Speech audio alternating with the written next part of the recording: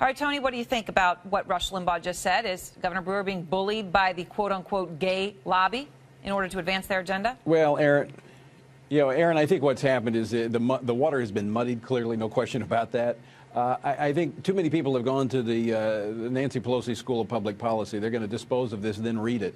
It's a one-page bill. It's pretty easy. You go back, it amends a 1999 law that essentially does three things. The major thing it does is it says you don't have to leave your faith within the walls of your church or your home. As a business person, it makes clear that you have religious freedoms as a business owner. It also sets in place, which is actually the opponent should support this, puts in place a clear test to make sure that these are orthodox, genuine religious beliefs. And so it would be very hard, as some have tried to portray this, that if you own an ice cream shop, you could deny serving someone who was a homosexual. Simply not true. You couldn't do that. There's no basis for that in religion. We're talking about marriages. We're talking about those ceremonies that really, when you participate in them, as described in the package about being artistic, you're affirming of something that runs counter to your religious beliefs. So you're saying I can't ban someone. I have the bill in front of me. It printed out to 2 pages for me, but basically saying that you can do this if the person's action or refusal to act is motivated by religious belief. So you're saying to me, if someone could ban me from coming in if I was married to another woman, but not if I was simply a lesbian, not married to that woman? It's no, gay marriage. True. That's your problem?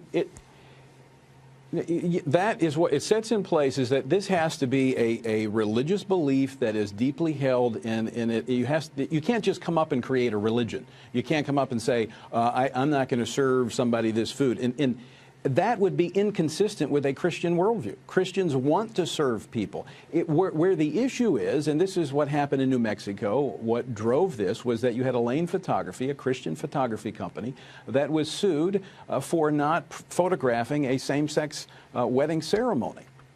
And that's the issue here, is that the reason the RFRA of that state of New Mexico didn't cover it is because they were a business. It's the same thing right now with the HHS mandate that's going to be argued before the Supreme Court next month. Rasmussen polling a couple of months ago actually conducted a nationwide polling. 85% of Americans agree that a Christian photographer should not be forced to participate in a same-sex wedding. That's what this is about, is making sure that as an individual, when you enter the marketplace, you don't have to leave your religious freedom behind. But as an individual, you can already do that.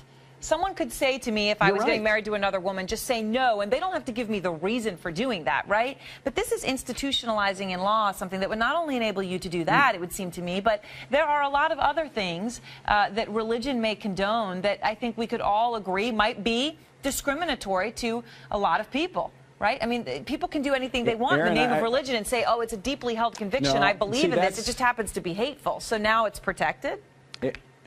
Aaron, I have to disagree with you, and that's why the third component of this amendment is important, is that it puts in place that this has to be not just some kind of belief you pull in out of the sky. You've got to be able to defend that belief, and it sets up a standard which it's not a given. You would have this defense, but it's not a given when you go into court. You would have to prove that you have a genuine religious conviction that prevents you from participating in this. You can't say that about not serving someone. I'm only speaking for the Christian faith. You can't say that because there's no biblical basis for that. In fact, we're told to serve those who oppose us.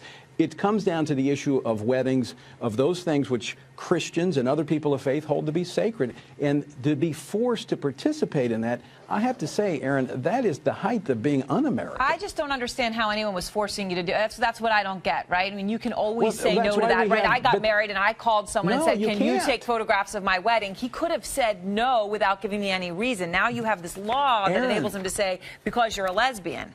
That's what I don't understand. That's not the case. That's what's happened. That's why this is taking place. Colorado, a baker was charged and even threatened potentially with jail until they changed the law for not baking a cake. Lane Photography fined, went all the way to the state Supreme Court, and because they were a business, they didn't have the individual protections. They're appealing to the United States Supreme Court. So your point, you're actually agreeing that we ought to have the ability to say no.